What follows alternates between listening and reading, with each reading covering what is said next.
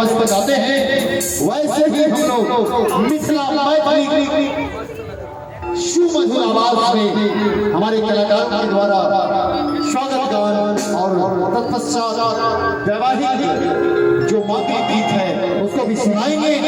आइए तब तक एक प्यारा सा गीत लेकर के हमारी सुश्री पूजा जी।